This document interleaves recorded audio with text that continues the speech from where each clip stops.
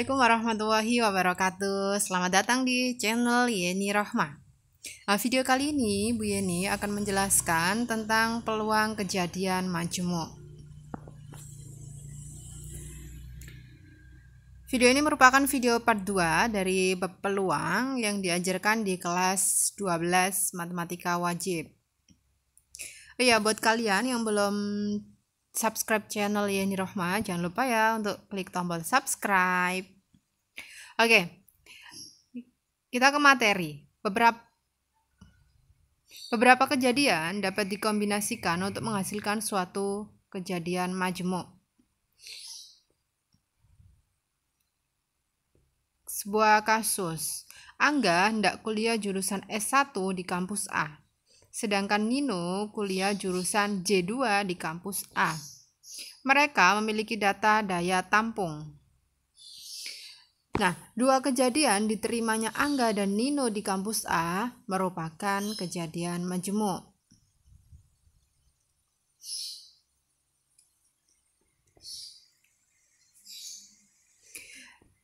Dalam kejadian majemuk ada yang namanya peluang gabungan, yakni tentang peluang dua kejadian yang saling lepas. Nah, misalkan ada kejadian A dan kejadian B saling lepas, itu jika irisan keduanya kosong, atau dilambangkan A irisan B sama dengan kosong. Jadi memang dua kejadian ini benar-benar saling lepas, tidak ada irisannya. Nah, jika A dan B adalah suatu kejadian saling lepas dalam ruang sampel S, maka peluang kejadian A atau B, diingat, kalau lepas berarti nanti lambangnya atau. Jadi peluang A digabung B sama dengan peluang A ditambah peluang B. Contohnya, dalam sebuah kotak terdapat 6 kartu yang diberi nomor 1 sampai dengan 6. A adalah kejadian terambil kartu nomor ganjil, berarti kan 1, 3, dan 5. Sedangkan B adalah kejadian terambil kartu nomor genap, berarti kan 2, 4, dan 6. Kejadian A dan B tidak memiliki irisan. Kita tahu di sini kejadian A kan 1, 3, 5, kalau kejadian B 2, 4, 6, jadi kan gak ada yang sama. Maka dapat kita simpulkan bahwa kejadian A dan B itu tidak memiliki irisan, atau dikatakan saling lepas. Maka kalau ditanyakan peluang terambilnya kartu bernomor genap atau ganjil adalah, maka peluang A digabung B sama dengan peluang A ditambah peluang B. Peluang A, kita tahu A di sini kan anggotanya ada 3. Total kartunya ada 6, makanya 3/6. Peluang B di sini anggotanya ada 3, sedangkan untuk total kartunya ada 6, berarti 3/6. 3/6 ditambah 3/6, maka hasilnya adalah 1. Yang kedua, ada peluang dua kejadian tidak saling lepas.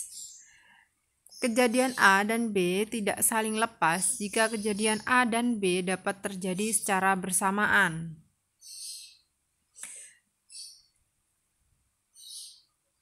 Maka peluang kejadiannya A atau B adalah, rumusnya peluang A digabung B sama dengan peluang A ditambah peluang B dikurangi peluang A diiriskan dengan peluang B.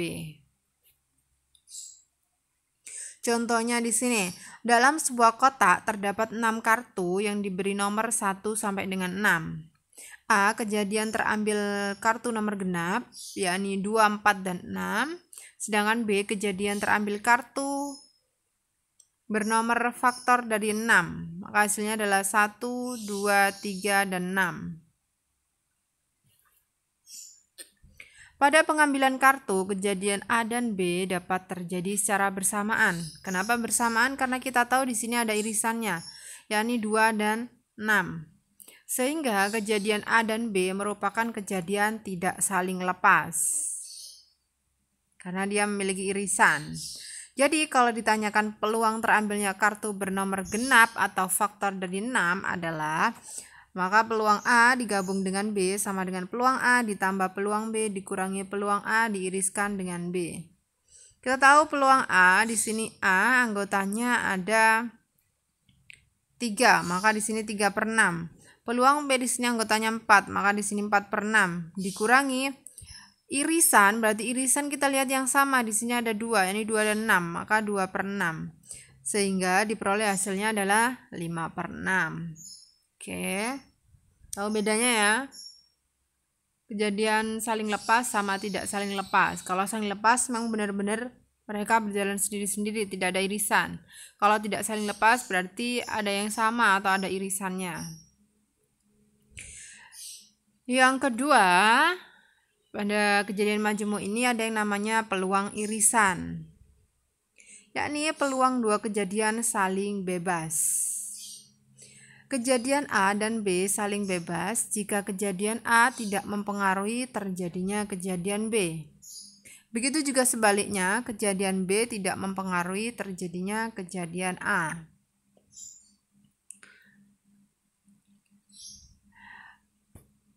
Maka peluang terjadinya kejadian A dan B, diingat, kalau saling bebas berarti dan. Kalau tadi saling lepas atau, kalau bebas dan. Maka di sini rumusnya adalah peluang A irisan B sama dengan peluang A dikali dengan peluang B. Contohnya, 2 buah dadu dilempar bersama-sama. A adalah kejadian muncul mata dadu 3 pada dadu pertama. Dan B kejadian muncul mata dadu 5 pada dadu kedua. Kejadian A dan B merupakan kejadian saling bebas karena tidak saling mempengaruhi.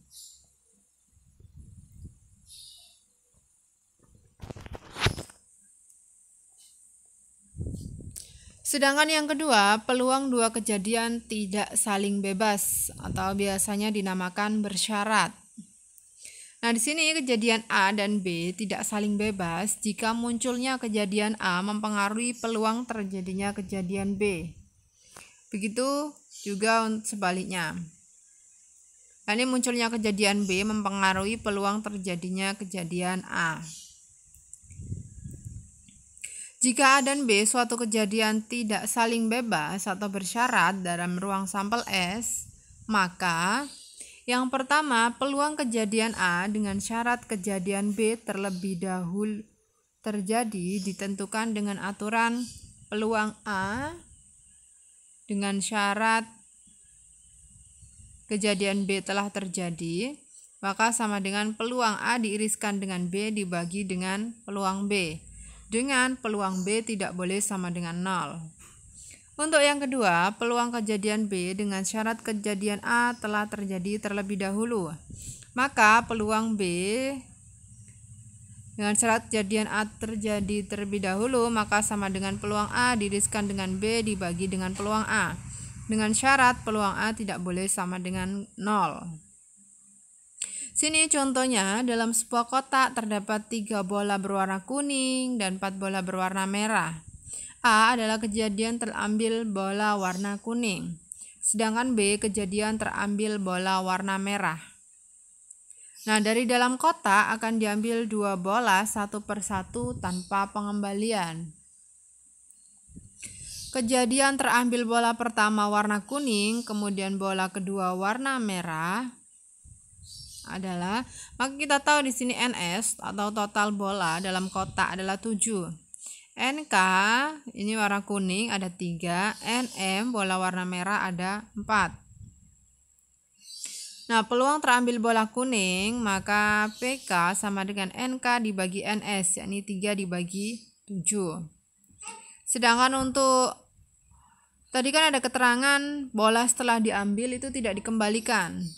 Kalau dikembalikan tadi berarti dia masuk di peluang kejadian saling bebas. Kalau tidak dikembalikan berarti dia masuk kejadian bersyarat. Maka peluang bola merah dengan syarat kuning sudah diambil adalah berarti NM dibagi NS dikurang 1. NM-nya adalah 4, Di sini kenapa NS-nya dikurang 1? Karena tadi yang bolanya sudah diambil dan tidak dikembalikan.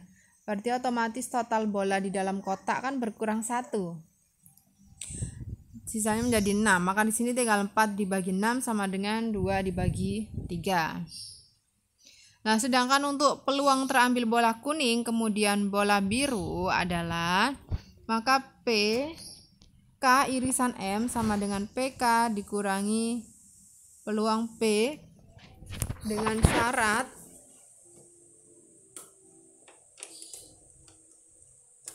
merah dengan syarat K sudah terambil, maka 3/7 dikurangi 2/3 sama dengan 6/21. Nah, kita masuk ke contoh soal. Contoh yang pertama adalah seperangkat kartu bridge akan diambil sebuah kartu. Yang pertama, peluang terambil kartu as atau skop. Kita misalkan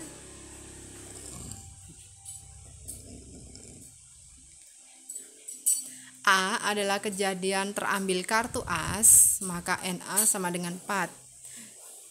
Dari mana 4? Kita tahu anggotanya A adalah as hati, as wajib, as kop, dan as keriting. Yang B, kejadian terambil kartu skop, maka NB sama dengan 13, yakni anggotanya 2, 3, 4, 5, 6, 7, 8, 9, J, Queen, King, As. Sedangkan NS, total semua kartu bridge adalah 52. Nah, di sini karena NA dan NB memiliki irisan yakni as kop, maka dinamakan peluang dua kejadian tidak saling lepas. Kita tahu di sini lambangnya adalah atau, maka lepas. Karena dia memiliki irisan, maka tidak saling lepas. Maka peluang A digabung B sama dengan peluang A ditambah peluang B dikurangi peluang A irisan B, maka sama dengan 4/52 ditambah 13/52 dikurangi 1/52. Maka hasilnya adalah 4/13. Selesai. Untuk yang B, frekuensi harapan terambil kartu as atau skop jika percobaan diulang sebanyak 65 kali. Maka frekuensi harapan A digabung B sama dengan N dikali peluang A digabung B. Maka 65 dikali 4/13. Maka hasilnya frekuensi harapannya adalah 20. Contoh yang kedua, di sini ada sebuah kotak berisi 6 bola merah, 2 bola hijau, dan 4 bola biru.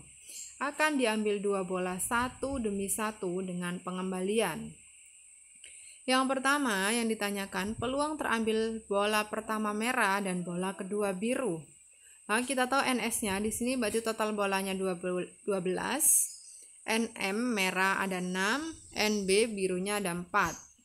Sehingga karena di sini ditanyakan dan berarti kan saling bebas.